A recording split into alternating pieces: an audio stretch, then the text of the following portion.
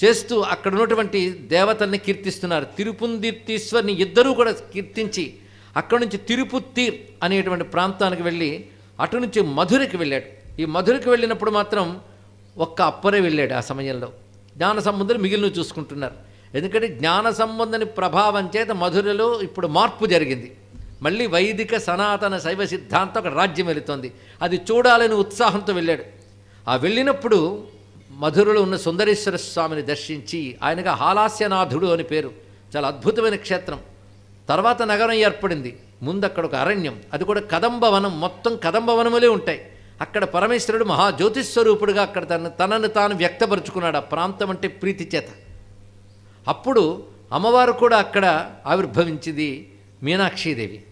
ఆ తర్వాత ఆవిడకు రాజపుత్రిగా రావడం, పరమేశ్వరుడు కూడా ఒక రాజుగా రావడం పెద్ద కథ. మొత్తానికి హాలాస్య క్షేత్రం ఎప్పటి నుంచి ఉన్నదో ఆయన దర్శనం గురించి స్కాంద పురాణంలో చాలా విశేషం చెప్పారు. అలాంటి స్వామిని ఇక్కడ చూసి ఆనందంగా ఆయనపై పదిగములు పాడి బయటకు వచ్చినప్పుడు పాండ్యరాజు రాణి కూడా అప్పరును గౌరవ మర్యాదలతో సేవించుకున్నారు. నీ వంటి మహనీయుని చూడగలిగాం, జ్ఞాన సంబంధుడి వల్ల నా కళ్ళు విచ్చుకుని మళ్ళీ సనాతన వైదిక ధర్మం గురించి తెలుసుకున్నాను అంటూ ఆ రాజు ఈయనకి ప్రార్థన చేసి కొంతకాలం ఉండమని కోరుకుంటే మధురైలో స్వామిని కీర్తిస్తూ కొంతకాలం ఉంటూ మళ్ళీ అక్కడి నుంచి బయలుదేరి వెళ్తున్నాడు. వెళుతున్నప్పుడు ఏ ఏ క్షేత్రములు చూసాడో మళ్ళీ వర్ణిస్తూ పూవనం అనేటువంటి క్షేత్రం, రామేశ్వరం, వేణువనేశ్వరం, కానప్పర్ మొదలైన క్షేత్రములు చూస్తున్నాడు. ఇక్కడ రామేశ్వర ప్రసక్తి వచ్చింది పరిశీలించాలి. సెక్యులర్ రచించినప్పుడు 11వ శతాబ్దం, కానీ అప్పర్ ఉన్న కాలం ఇంకా ఎప్పటిదో.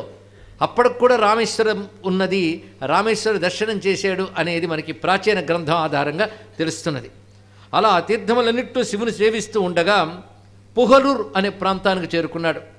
అక్కడికి వచ్చి పరమేశ్వరుని దర్శనం చేసుకుంటూ ఎక్కడికి వెళ్ళినా పాటలు పాడటమే కాదు, అక్కడున్న వాళ్ళందరినీ జాగృతి కలిగించేవాడు. పైగా గొప్ప జ్ఞాని గనక ధర్మానికి ఇతరములైనటువంటి అన్యమతముల్ని, వాటిలో ఉన్నటువంటి లోపాలను ఎత్తి చూపిస్తూ వాడిని ఖండించేవాడు. అంటే సనాతన ధర్మ ప్రతిష్టాపన చేస్తూ దుర్మతాన్ని ఖండన చేయడం అనేటువంటి ప్రక్రియ కూడా పరమేశ్వరుడు అటు జ్ఞాన సంబంధుడి ద్వారా ఇటు వాగీశుని ద్వారా చేస్తున్నారని తెలుసుకోవాలి ఇక్కడ. అంటే వీళ్ళందరూ కారణ జన్ములు.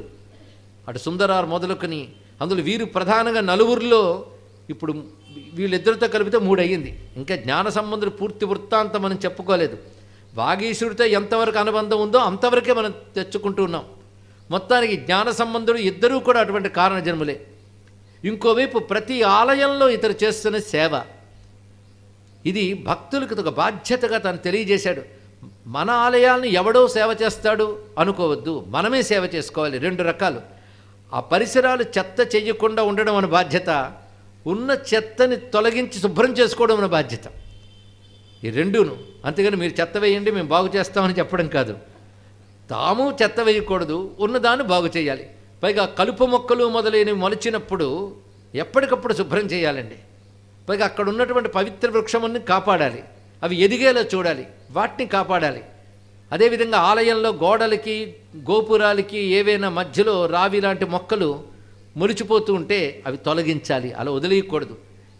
పైగా అవసరమైతే వెల్లలు వేయించడం, దృఢపరచడం ఆలయానికి, ఇవన్నీ ముఖ్యమైనవి. అందుకే ఇతడి చరిత్ర చెప్పినప్పుడే మనం ప్రధానమైన క్రియ, చర్య, యోగము అని 3 గురించి చెప్పుకుంటూ 3 రకములైన మలములు ఎలా విడిచిపెట్టుకోవాలో ఈ క్రియల ద్వారా చెప్పుకున్నాం శైవ సిద్ధాంతంలో.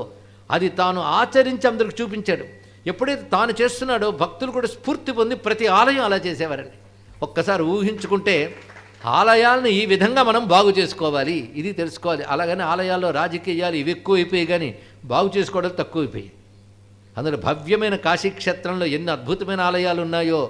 అయితే క్రమక్రమంగా ఆలయాలను కప్పేసుకుని గృహాలు, హోటళ్ళు తయారైపోయి అంత అద్భుతమైన స్వయంభూలింగములు కూడా గూళ్ళలో మిగిలిపోయాయి, గుళ్ళు బదులుగా. అయినప్పటికీ మనం చేతనైనంత సాధ్యమైనంత ఆలయాల్ని మనం పరిశుభ్రంగా ఉంచుకుంటూ ఉంటే అది 10 మందికి స్ఫూర్తి కలిగిస్తుంది. మహానుభావుడు అప్పర్ అది నిరూపించాడు. ఈ పుగలూరు చేరేటప్పటికల్లా అతని స్థాయి ఇంచుమించు సమాధి స్థితికి వెళ్ళిపోయిన ఒక జీవన్ముక్తి స్థితికి వెళ్ళిపోయాడు. ఆయన ఈశ్వరాజ్ఞ చేత కర్తవ్యంగా సనాతన ధర్మ వ్యాప్తి చేస్తున్నాడు. ఒకటి బోధ ద్వారా, ఒకటి అన్యమత ఖండన ద్వారా, 3వది సేవ ద్వారా, 4వది తన 10 గముల కీర్తనల ద్వారా. ఇవి వ్యాపిస్తూ ఉంటే శివతత్వం అలాగే వ్యాపించేది, మన ధర్మం యొక్క వైభవం వ్యాపించేది. అందరూ కూడా పాటలు పాడుకుంటూ తరించేవారు. ఇన్ని రకాలుగా ధర్మవ్యాప్తి చేసినటువంటి ఆ మహానుభావుడు అప్పటికి 81 ఏళ్ళు వచ్చాయి ఆయనకి. ఎక్కువ వయస్సు బ్రతికినటువంటి పెద్దవారు ఈయన. ఎవరు? అప్పరు. ఆ 81 ఏళ్ల వయస్సులో కూడా ఆయన ఈ క్షేత్రమును తిరుగుతూ శుద్ధి చేస్తూ ఆ పార పట్టుకుని తిరిగేవాడు, పాటలు పాడుతూ ఉండేవాడు. అయితే అణిమాది సిద్ధులు తమంత తాము ఈయన్ని వరించేటప్పుడు నిరంతరం చేసే శివోపాసన వలన సిద్ధులు చాలా వచ్చాయి. కానీ ఈ సిద్ధులను అతడు పట్టించుకోలేదు అసలు. అబ్బో నాకు చాలా సిద్ధులు వస్తున్నాయి, ఏంటి గొప్పవాడిని అయిపోతున్నట్టున్నానే అనుకోలేదు ఆయన. ఇక్కడ సిద్ధుల్ని తృణీకార బుద్ధితో చూశాడు. యోగులు ఆ స్థితిని పొందుతారు అని మనం మొన్న ఈ మధ్య చెప్పుకున్నాం. ఇక్కడ సిద్ధులంటే తృణీకార బుద్ధితో చూసినటువంటి మహానుభావుడు. అయితే పరమేశ్వరుడు ఏం పరీక్ష పెట్టాడు కానీ ఈయన పారతాల తోస్తూ ఉంటే ఆ గులకరాళ్ళు దానితో పాటు ముళ్ళు ఇవన్నీ వచ్చిస్తూ రత్నాలు అక్కడ వచ్చేవిట. ఆ పారకు రత్నాలు తగిలేవి. అయ్యో రత్నాలు దొరికాయని దిగలే. వాటిని ఎలా ఊడుస్తున్నాడో రత్నాలు కూడా అలా ఊడ్చేట మొత్తం. ఇక్కడ దీన్నే సమలోష్టాస్మ కాంచన. ఈ మాట గీతాకారుడు కూడా చెప్తాడు. సిద్ధపురుషుల దృష్టి ఎలా ఉంటుందంటే సమలోష్ట అస్మ కాంచన. బంగారం అంటే మోహం, రాయి అంటే చిన్న చూపు, మట్టి అంటే మరొకటి కాదు. వాటికి రత్నాల మీద స్వర్ణాది లోహాల మీద మోహం ఉండదు. మట్టి బిడ్డని, రాయిని, బంగారాన్ని కూడా సమంగా చూడగలిగే స్థితి ఇది సమత్వ స్థితి. దీన్నే ద్వంద్వాతీత స్థితి అంటారు. ద్వంద్వాతీతమన్నా సమత్వమన్నా ఒకటే. రెండింటినీ ఒకేలా చూడడం అంటే బంగారాన్ని ఎంత బాగా దగ్గర చేర్చుకుంటామో మట్టి బిడ్డను కూడా అంత దగ్గరగా చేర్చుకుంటామని అర్థం కాదు. దాని ఎందుకు ప్రత్యేక దృష్టి ఏం లేదు. హేయోపాదేయంగా రెండింటినీ పట్టించుకునే దృష్టి ఎప్పుడు వస్తుంది? ద్వంద్వాతీత స్థితి ఏర్పడినప్పుడు. అదే గీతాకారుడు చెప్పిన గుణాతీత స్థితి, పరాభక్తుడి స్థితి, బ్రహ్మజ్ఞాని స్థితి. మూడింటిని వివిధ అధ్యాయాల్లో వర్ణిస్తాడు కృష్ణ పరమాత్మ. ముగ్గురు స్థితి ఒకేలా ఉంటుంది. గుణాతీతో విమత్సర, ద్వంద్వాతీతో విమత్సర, గుణాతీత స ఉచ్యతే. ఈ మాటలు మనం వింటూ ఉంటాం. సమశత్రౌ చ మిత్రే చ తథా మానావమానయో తుల్య నిందాస్తు తిర్మౌని సంతుష్టో ఏనకేనచిత్ అని గీతలో భక్తియోగ్ గురించి, జ్ఞానయోగ్ గురించి, గుణత్రయాతీతమైన స్థితి గురించి, స్థితప్రజ్ఞుడు గురించి భగవానుడు ఏం వర్ణించాడో ఆ సిద్ధి అంతా అతని దగ్గర కనబడుతుందని. ఇక్కడ అలాంటి స్థితి ఎలా ప్రాప్తించింది ఆలోచించాలి. నిరంతరం శివుని యందే మనస్సు పెట్టి అన్యములు ఆశించకుండా పరమాత్మని కీర్తిస్తూ పరమాత్మని చింతించడం వల్ల ఆ సిద్ధులు లభించాయి. ఈ సిద్ధి ఎప్పుడు వచ్చింది? అణిమాది అష్టసిద్ధులు దాటిన తర్వాత వచ్చింది. దీన్ని బట్టి తెలుసుకోవాల్సింది ఈ అణిమాది అష్టసిద్ధుల కంటే గొప్పది ద్వంద్వాతీత స్థితి, బ్రాహ్మీ స్థితి. బ్రాహ్మీ స్థితి ఏషా బ్రాహ్మీ స్థితి పార్థ.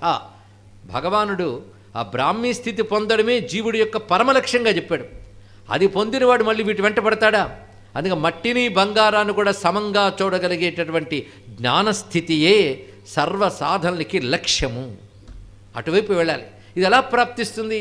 ఆది నుండి నువ్వు ఏ మార్గంలో ఉన్నావో ఆ మార్గంలో ధనాది వాంఛలు లేకుండా భగవంతుని యందు మాత్రమే దృష్టి నిలిపి ఎవడైతే యోగం అవలంబించుంటాడో వాడికి ఇది సిద్ధిస్తుంది. అలా సిద్ధించిన వాడు ద్వంద్వాతీత స్థితిలో ఉన్నవాడే. ఆ ద్వంద్వాతీత స్థితిని అందరికీ చూపిస్తున్నాడా అన్నట్లుగా ఆయన కీర్తనలు పాడుతూ ఆ పారతో వెళుతూ ఉంటే అటు రత్నాలు, బంగారములు ఇవన్నీ కూడా దొర్లుకొచ్చేవి, కానీ వాటిని పట్టించుకునేవాడు కాడు. ఇలా వెళుతూ ఉండగా ఆయనకి పరమేశ్వరుడు అనుగ్రహం వల్ల శరీరానికి కూడా ఒక పాఠవం వచ్చిందండి. కైలాసానికి వెళుతున్నప్పుడే జీర్ణమైనటువంటి శరీరాన్ని మళ్ళీ చక్కని శరీరంగా శివుడిచ్చి పంపించాడు కదా. అంటే వయస్సు 81 అయినప్పటికీ కూడా శరీరానికి యోగ సాధన వల్ల ఒక పటుత్వం వచ్చింది. అణిమా మహిమాల హిమా గరిమా ఇత్యాదులు వచ్చినప్పుడు శరీరానికి ఒక పాఠం వస్తుంది.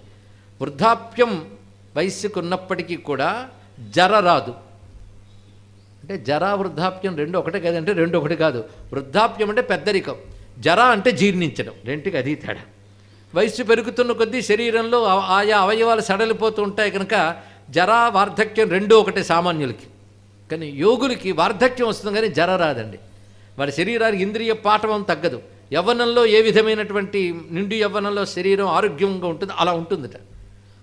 అది ఎందుకు చెప్పడం జరుగుతుందంటే ఆ సమయంలో కొందరు అప్సరసలు ఆయనకి కనిపించారు. ఇది మరొక రకమైన పరీక్ష.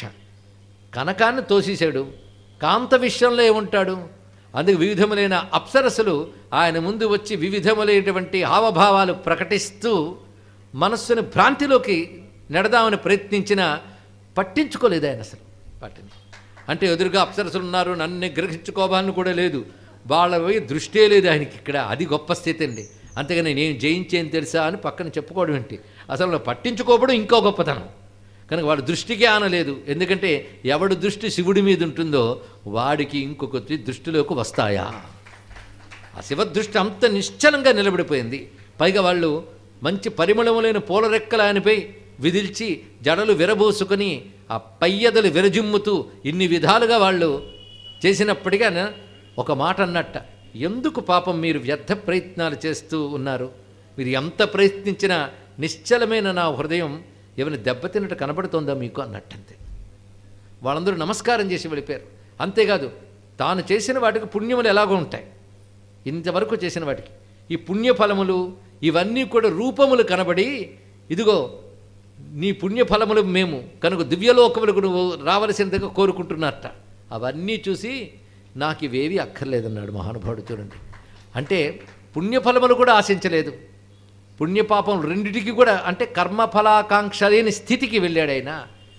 ఇది మనకు రామాయణం చదువుతూ ఉంటే ఊర్ధ్వలోక సుఖములు చాలా అక్కడ ఉన్నాయి, అవన్నీ నీకు ఇచ్చేస్తాను రామా అంటాడు శరభంగుడు. అవి నా తపస్సుతో నేను ఆర్జించుకుంటాను, నాకు అక్కర్లేదంటాడు రామచంద్రమూర్తి. అందుకే తపస్సులు మొదలైన చేసినప్పుడు అలాంటి వస్తాయి పుణ్యలోకాల ఫలములు, అవి కూడా తనకు అక్కర్లేదంటున్నాడంటే ఎంత గొప్ప విషయం చూడండి ఇక్కడ. అది ఇహాముత్రార్థ భోగ విరాగం అనేది. ఇది శ్రద్ధగా వినేటువంటి వారికి ఒక బ్రాహ్మీ స్థితికి చెందినటువంటి జీవన్ముక్తుడు ఎలా ఉంటాడు అనే దానికి ఒక ఉదాహరణగా అప్పర్ కనబడతాడు. ఇదండి సిద్ధి అంటే, దాని లక్ష్యంగా ధర్మం వెళ్ళాలి. అంతేగాని ధనాశ, కర్మలంపటత్వం ఇవన్నీ మనం తరింపజేసేవి కావు. నిష్కామ భక్తిని అవలంబించిన వాడు ఎటువంటి స్థితికి వెళ్ళాడు చూడండి. ఇప్పుడు కొత్తగా నిష్కామ భక్తుడు కాలేదు, ఆది నుంచే ఆయన మార్గమే నిష్కామ భక్తి మార్గం. అది ఇప్పుడు ఎక్కడికి వెళ్ళిపోయింది, పరిపూర్ణ సిద్ధ మార్గంలోకి వెళ్ళిపోయింది, సిద్ధస్థితికి చేరుకున్నాడు. ఆ తిరుప్పగులూరు స్వామిని అగ్నీశ్వరుడు అని కూడా అంటారు. అక్కడ అలా కొలుచుకుంటూ స్వామి దగ్గర ఉన్నాడు ఆయన. అప్పుడు ఈ మధ్యకాలంలో ఆయన ఇక్కడ ప్రయాణం చేసి వచ్చేటప్పుడు తన అక్క తిలకవతి సిద్ధి పొందన్న వార్త తెలిసిందండి. ఒక్కసారి అంటే ఈ బంగారములు ఇవి రాకముందు జరిగిన వృత్తాంతం ఇది. రత్నములు ఇవేవి కనబడక ముందు ఆయన ఆ క్షేత్రంలో ఉన్నప్పుడు, తిరుప్పకలూరు చెప్పుకున్నాం కదా, అక్కడ ఉన్నప్పుడు ఆయనకు జరిగిన వృత్తాంతం ఏంటంటే అక్క మరణించింది ఎందుకంటే సిద్ధి పొందిందన్న వార్త తెలిసింది. తనకు ప్రపంచంలో తనది అని చెప్పుకోదగ్గ ఒకే ఒక్క బంధం ఆమె. అంతే కదా, ఒక విధంగా చెప్పాడు గురుస్వరూప ఆవిడ వల్లనే కదా తాను ఇంత మళ్ళీ ఈ మార్గంలోకి రాగలిగాడు. ఆ అక్కను తరచుకొని కొంచెం కించిత్ దుఃఖం కలిగింది. అప్పుడు పరమేశ్వరుడు దక్షిణామూర్తి రూపం ధరించి జ్ఞానబోధ చేశాట.